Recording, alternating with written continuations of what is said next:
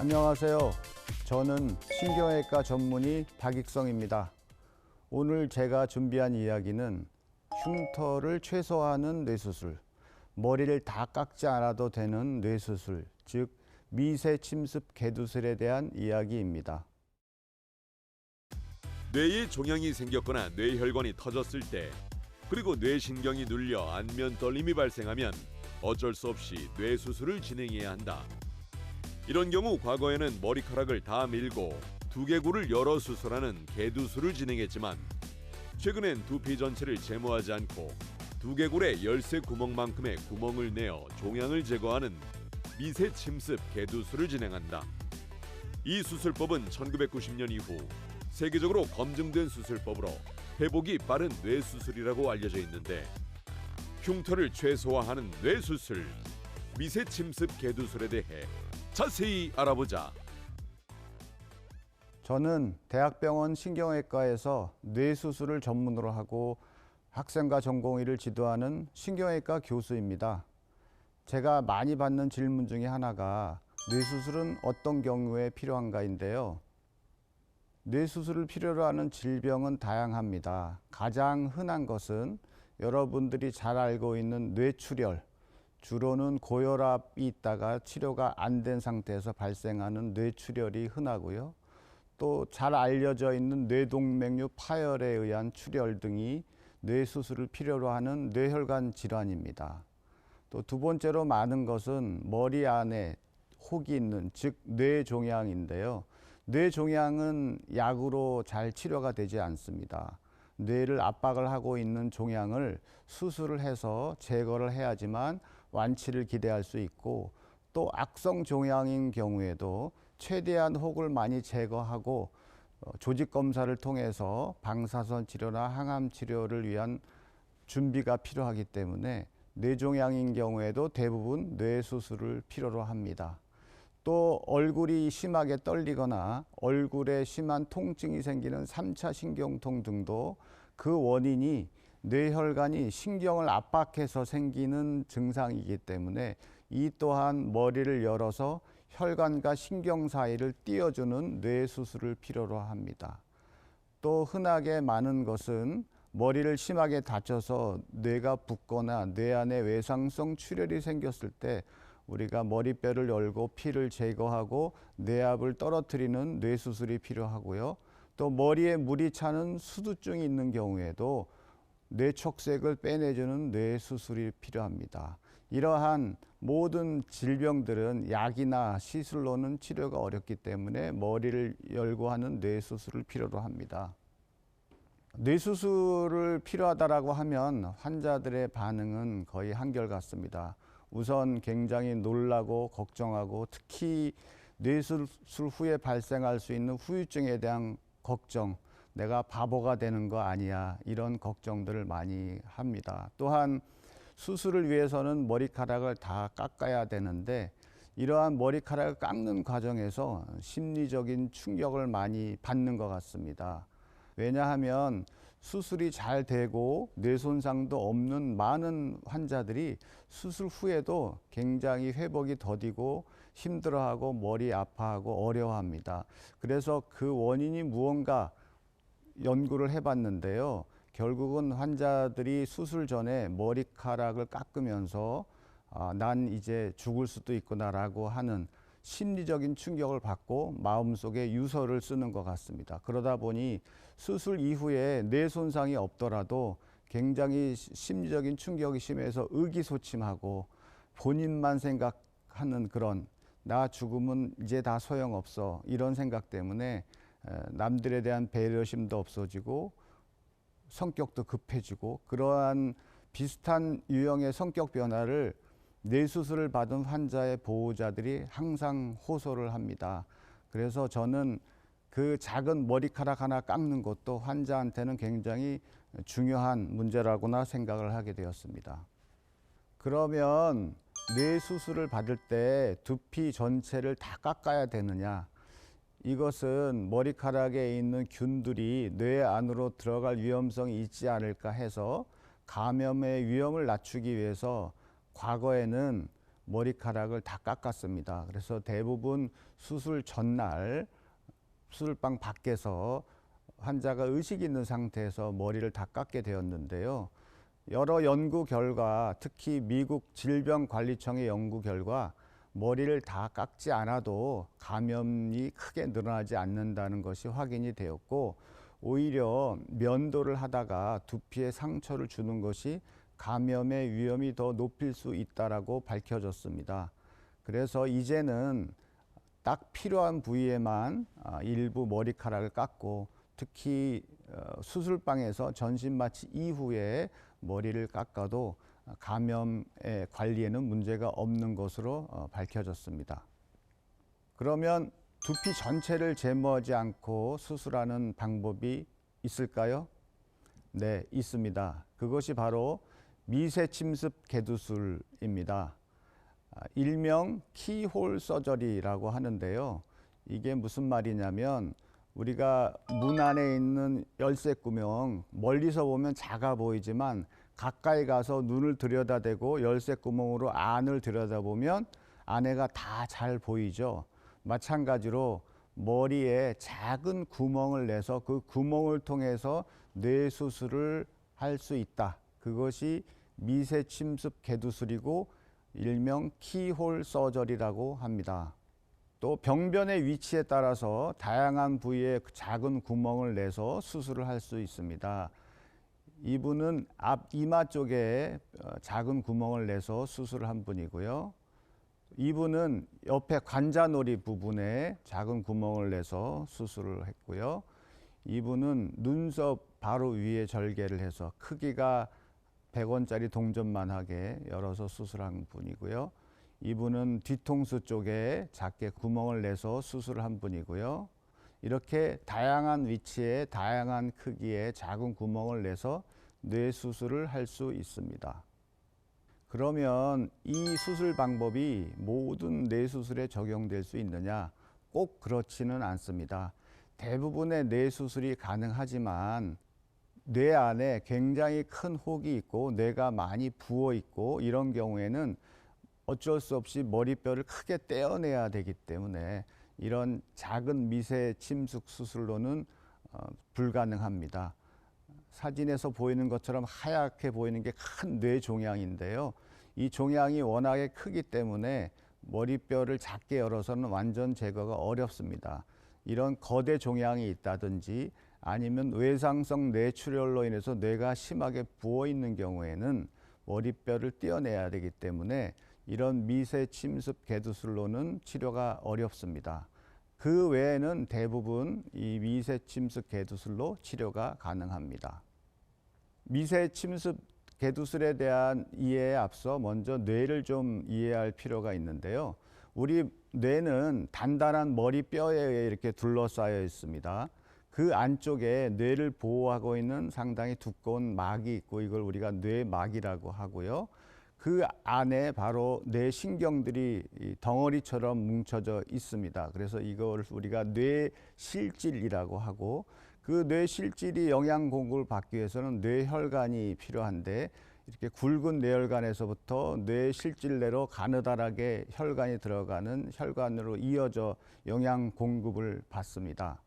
그런데 이런 작은 뇌혈관이 고혈압이 오래된다든지 당뇨, 고지혈증 등으로 인해서 혈관이 딱딱해지고 변성이 온 상태에 있다가 급격하게 혈압이 오르는 상황이 발생해서 출혈이 되게 되면 이 피가 바로 뇌 실질 안에 이렇게 고이게 되고, 즉 터진 부위 피가 혈관 밖으로 새어나오면서 뇌를 압박을 하게 됩니다.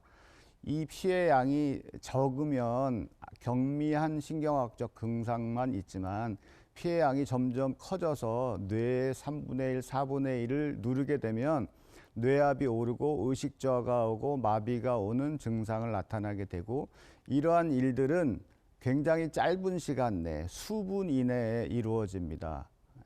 그래서 이런 출혈로 인해서 출혈된 부위 손상뿐만 아니라 주변의 뇌, 반대편 뇌가 이렇게 한쪽으로 밀리고 손상이 오면 이 치료 방법은 머리뼈를 일단 떼어내서 압력을 낮추고 그다음에 피를 제거하는, 주로 이 현미경하에서 피를 제거하는 뇌 수술을 하게 됩니다. 이 사진은 뇌출혈 환자의 CT 사진인데요. 정상적인 뇌는 이렇게 회색으로 보입니다. 그 안에 뇌출혈은 하얗게 덩어리로 보이는데 이 출혈로 인해서 특히 이게 왼쪽 뇌이기 때문에 의식이 저하가 되고 뇌압이 많이 올라가 있습니다. 그래서 수술을 하는 것은 머리 바깥쪽에 하얗게 보이는 게 머리뼈인데요. 뼈를 제거하고 그다음에 피도 제거해서 수술 후의 사진을 보면 피가 없어지고 뇌압도 좀 떨어져 있는 것으로 관찰이 됩니다.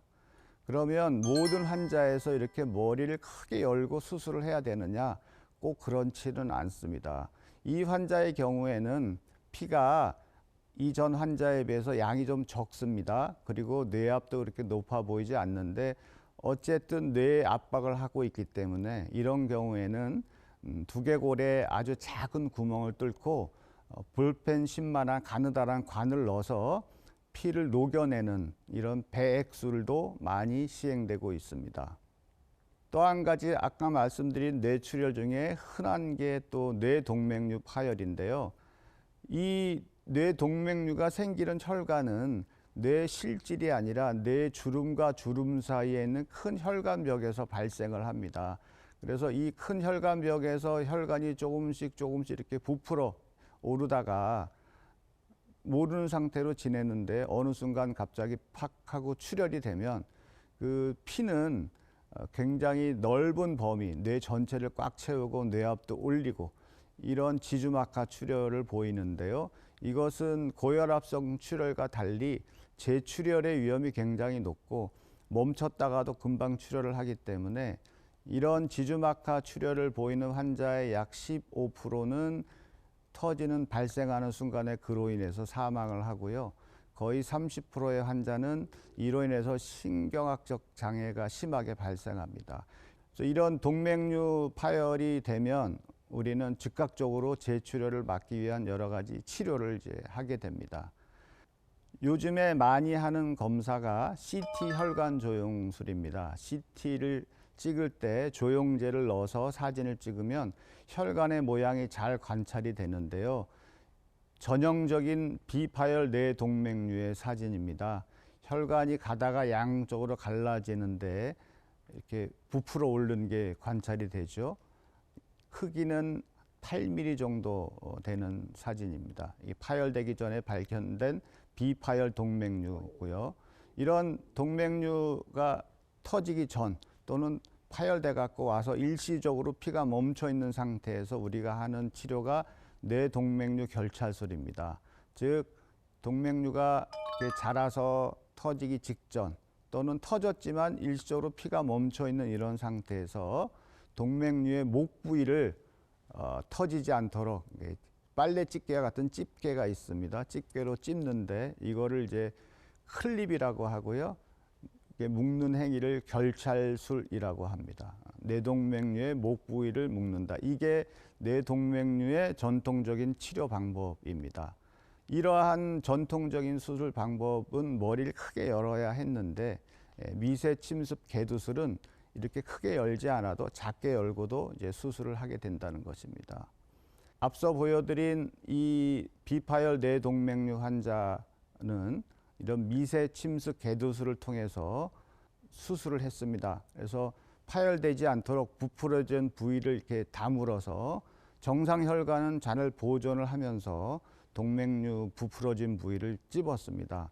수술 후에 CT에서 보면 두개골의 관자놀이 부위에 이렇게 약 2.5cm 크기의 작은 뼈를 떼어낸 자국이 있는데요. 원래대로 다 복원을 해서 나중에 뼈는 다 붙게 되는 이런 상태입니다. 그러면 통상적으로 우리가 과거에는 머리뼈를 이렇게 크게 열어서 지금 보이는 것은 우리가 CT를 가지고 머리뼈 모양을 이제 보여주는 건데요. 크게 또는 저보다도 더 훨씬 크게 열고 수술을 많이 했습니다. 하지만 이런 키홀 서저리는 작은 구멍을 통해서 수술하기 때문에 상처도 적고 회복도 빠르고 효과는 크게 여는 수술 방법과 똑같습니다. 그래서 저는 이러한 미세 침습 개두술에 대해서 좀 더 자세하게 이야기를 하려고 합니다. 최근에는 CT나 MRI 같은 의료 영상 기술이 굉장히 발전을 했습니다.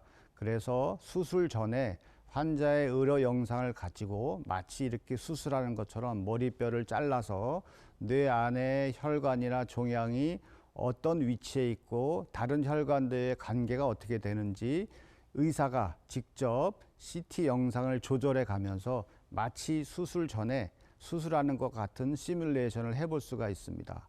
미세 침습 개두술을 할 때 이러한 작은 구멍을 통해서 뇌 안을 들여다보면서 내가 수술할 때 실제 혈관이 오른쪽, 왼쪽, 위아래 어떻게 되어 있는지, 병변은 어느 위치에 있는지 이런 확인하는 이런 시뮬레이션을 CT 영상을 통해서 수술 전에 확인함으로써 수술의 효과를 훨씬 높일 수 있습니다.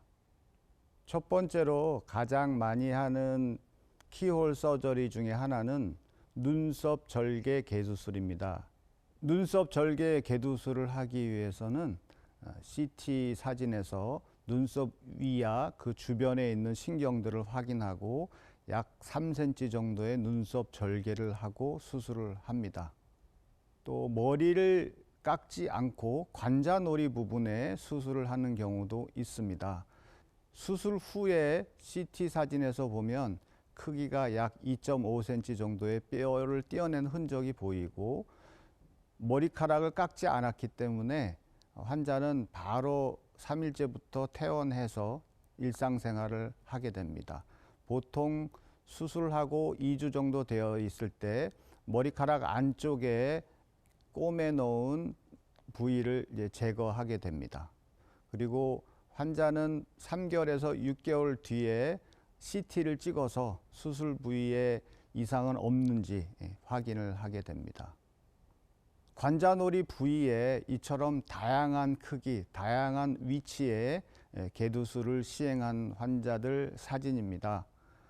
이렇게 작은 크기로 수술을 했기 때문에 회복이 굉장히 빠르고 보통 뇌 수술을 하게 되면 머리 안쪽이 움푹 들어가거나 자국이 남는 이런 상황이 있는데 이런 환자들은 모두 거의 표시가 되지 않습니다. 또 머리카락 안쪽에 상처가 있기 때문에 겉으로 봐서는 뇌수술을 받았다는 흔적을 찾을 수 없습니다. 뇌혈관 질환뿐만 아니라 머리 안에 있는 뇌종양도 이런 미세 침습 개두술로 수술을 할 수가 있습니다. 이분은 55세 보험 설계사로 시력이 점점 떨어지고 시야가 좁아져서 계약서 작성이 어렵고 운전 중 사고가 난 적이 있다고 합니다. 안과에서 검사를 했는데 눈에는 문제가 없다고 해서 MRI를 시행을 하였고 MRI 검사에서 뇌종양이 발견이 되었습니다. 이러한 뇌종양은 주로 뇌의 바닥 쪽에 위치하고 있고 시신경 근처에 있어서 서서히 자라면서 시신경을 누르기 때문에 시력 저하, 시야 감소 등의 증상을 보이게 됩니다. 이런 경우에 과거에는 머리뼈를 크게 열고 수술을 했는데 이 종양 같은 경우에는 미세 침습 개두술로 머리뼈를 작게 열어서 수술을 할 수 있는 대표적인 종양이 되겠습니다. 수술 전과 수술 후의 사진인데요. 수술 전에 뇌의 바닥 쪽에 하얗게 보이던 것이 뇌종양이고 그 하얗게 보이는 부분에 눈에는 보이진 않지만 시신경이 얇게 눌려져 있었습니다. 하지만 미세 침습 개두술을 통해서 종양을 제거하고 나면 하얗게 보이던 종양이 없어지고 까맣게 빈 공간으로 있는 게 보입니다. 그리고 환자의 시력도 수술 후에 좋아졌습니다. 또 다른 병이 이렇게 얼굴이 본인의 의사와 상관없이 계속 떨리는 병이 있습니다. 이것을 편측 안면경련이라고 하는데요.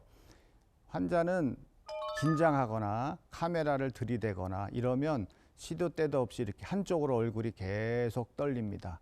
이러한 편측 안면경련은 머리 안에 안면 움직이는 안면신경이 뇌혈관에 의해 눌려서 발생을 합니다. 대개 초기에는 눈썹 주위만 미세하게 떨리다가 시간이 갈수록 나이가 들면서 혈관이 늘어나면서 압박이 더 심해지니까 이제 시도 때도 없이 계속 지속적으로 얼굴이 떨리는 거죠. 이 안면 경련은 흔히 이제 뇌졸중으로도 오해를 하는데 뇌졸중과는 상관이 없이 오로지 안면 떨림만 있습니다. 그런데 이런 환자들은 얼굴 떨림도 불편한 것뿐만 아니라 주위의 사람들이 자꾸 쳐다보면서 걱정을 합니다. 왜 이렇게 떨리냐, 어디 이상이 있는 거 아니냐. 그러다 보니까 대부분 대인기피증도 생기고 심리적 스트레스도 받습니다. 이러한 안면 경련을 약물로서는 진정제와 같은 약을 쓸 수는 있는데 이 약을 먹으면 약에 취해서 일상활동이 어렵습니다. 그리고 완치가 되지 않고요. 그래서 이런 환자를 수술하는 방법이 미세침습 개두술입니다. 실제 환자의 수술 장면인데요.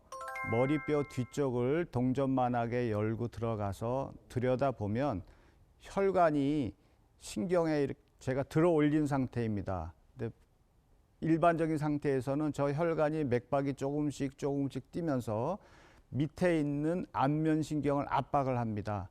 그래서 그 압박한 부위에다가 의료용 솜을 끼워 넣어 줍니다. 이 의료용 솜은 테플론이라고 하는 굉장히 부드러운 솜이고요. 몸 안에 넣어도 영구적으로 안전한 솜입니다. 이러한 솜을 하나 내지 두 개를 이 혈관과 신경 사이에 넣어서 눌리는 부위를 펴주면 바로 안면 경련이 사라지고요. 미세 침습 개두술을 통해서 안면 경련을 치료한 것입니다. 최근에는 미세 침습 개두술이 많이 알려져 있고 이러한 수술을 받기 위해 병원을 환자들도 많은데 궁금한 점 몇 가지를 제가 정리해 봤습니다. 첫 번째 환자들 질문은 절개가 작으니까 수술이 간단하지 않을까요? 라고 묻는데 미세 침습 개두술이라고 해서 간단한 수술은 아닙니다. 전통적인 수술과 비슷하지만 시간이 좀 덜 걸리고 회복이 빠르다는 것이고요. 하지만 이러한 수술을 하기 위해서는 좀 더 많은 숙련도가 필요합니다. 합병증과 위험성이 조금 낮기는 하지만 전통적인 수술과 같은 정도의 노력이 필요하고 같은 정도의 시간이 걸린다고 할 수 있습니다. 또 다른 질문은 그러면 고령자는 이런 수술이 불가능한가? 라고 하는 질문인데요. 오히려 이러한 미세 침습 개두술은 고령자에게 더 유리하다고 할 수 있습니다. 왜 그러냐면 나이가 드시면 뇌가 좀 위축이 됩니다. 그러다 보니까 머리뼈와 뇌 사이에 공간이 어느 정도 있기 때문에 우리가 뇌 수술을 하다 보면 뇌를 이렇게 견인을 해야 되는데 이 견인하는 과정에서 뇌 손상이 초래될 수 있습니다. 하지만 나이가 드신 분들은 뇌가 위축이 돼서 그 공간이 넓기 때문에 오히려 수술 시야가 좋아서 젊은 사람에 비해서 이런 미세 침습 개두술을 할 때 수술의 결과가 더 좋을 수 있습니다. 또 한 가지는 머리를 크게 열고 수술하면은 수술 후에 며칠 동안을 누워 있게 되는데 나이가 드시는 분들은 3일, 4일만 누워 있어도 다리 근육이 빠지고 거동을 힘들어 하십니다. 하지만 이런 미세침습 개두술을 하게 되면 수술 후 다음 날부터 바로 움직일 수 있기 때문에 고령 환자에게 오히려 더 유리한 수술이라고 할 수 있습니다. 키홀 서저리를 받은 환자들은 일반 뇌수술을 받은 분보다 절개 범위가 작을 뿐이지 수술 후 관리는 일반 뇌수술만큼이나 중요합니다. 마찬가지로 절개 부위가 작지만 그 부위가 염증이 생긴다든지 붓는다든지 신경 손상의 가능성이 있기 때문에 수술 후에 보통 3일에서 5일 사이 퇴원을 빠르게 하지만 집에서 보통 2주 정도 뇌압의 변화라든지 출혈 증상이 있는지 이런 거를 관찰하기를 권유합니다. 그리고 이러한 뇌수술을 받은 분들한테 제가 권유하는 것은 가능한 한 빠른 시간 내에 본인의 직업이나 일상으로 복귀하라. 수술 이후에 신경학적 손상이 없어도 한두 달은 굉장히 힘들어하는 분들을 많이 봤습니다. 대부분의 경우에 신체 장애는 없는데 심리적인 위축이 원인입니다. 그래서 이런 분들한테 권유하는 것은 뇌 수술을 받은 분들은 일반적인 개도술이든 키홀 서저리든 가능한 한 빠른 시간 내 일상으로 복귀를 하는 것이 저는 중요하다고 항상 권유를 합니다. 예전에는 머리를 크게 열어야만 했던 수술들이 이제는 작은 구멍 하나로 가능해졌습니다. 발전된 의학기술 덕분이지요. 치료는 의사의 몫입니다. 하지만 회복은 환자의 몫이지요. 수술은 전문의에게 맡기시고 환자는 회복에만 전념해 주시길 부탁드립니다. 오늘 저의 이야기가 여러분들이 건강하고 행복한 삶을 살아가는 데 도움이 되었기를 바랍니다. 감사합니다.